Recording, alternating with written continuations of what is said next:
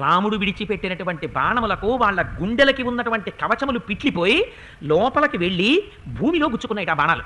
గుచ్చుకుని భూమిలోకి వెళ్ళిపోతే నెత్తురు ఓడిపోతూ పెద్ద పెద్ద నోళ్లు తెరిచి కేకలేస్తూ 14 మంది భూమి మీద పడి మడిచిపోయారు. చూసింది శూర్పణఖ. పెద్ద నోరు తెరిచి పెద్ద పెద్ద అరుపులు కేకలతో మళ్ళీ వెళ్ళి గభాల పడిపోయింది కరుడి దగ్గర. పడిపోయేటప్పటికి ఈయన మళ్ళీ చూశాడు, ఇటు ఇలా గభాల మళ్ళీ పడిపోయింది అనుకున్నాడు. అనుకుని ఇప్పుడే కదా 14 మందిని పంపించాను నీ ముక్కు చెవులు కోసిన వాళ్ళని చంపమని, మళ్ళీ వచ్చి ఇలా పడిపోయావు, నీకేమైందని అడిగాడు. అడిగితే ఆవిడంది, పంపించావు లేవయా 14 మందిని రామలక్ష్మణుల్ని చంపమని, వాళ్ళే మామూలు వాళ్ళు అనుకుంటున్నావా, అపారమైనటువంటి తేజోమూర్తులు, 14 మందిని ఒక్క క్షణంలో చంపేతలు పారేశాడు రాముడు. నువ్వు ఏదో రాముణ్ణి చూస్తే చాలా తేలిక అనుకుంటున్నావు.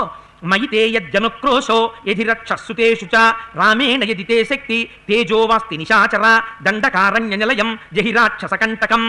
నిజంగా నీకు రాముణ్ణి ఎదురించే శక్తి ఉంటే నీ దగ్గరున్న కింకరుల్ని 14 మందిని పంపించడం కాదురా, నువ్వు బయలుదేరి యుద్ధం చేసి దండకారణ్యంలో రాక్షసులకి కంటకుడిగా అయిపోయాడు వాళ్ళ రాముడు.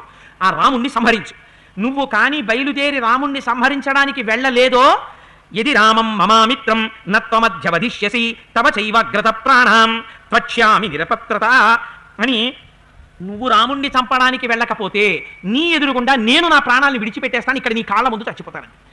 ఇప్పుడు ఆక్రోశం మరింత ఎక్కువైపోతుంది. ఎక్కువైపోగానే కరుడు ఒక్కసారి ఆలోచించాడు, నేను వెళ్ళాలా, ముక్కు చెవులు కోసేశారని ఇది ఓ వెర్రింకిలేస్తోంది కానీ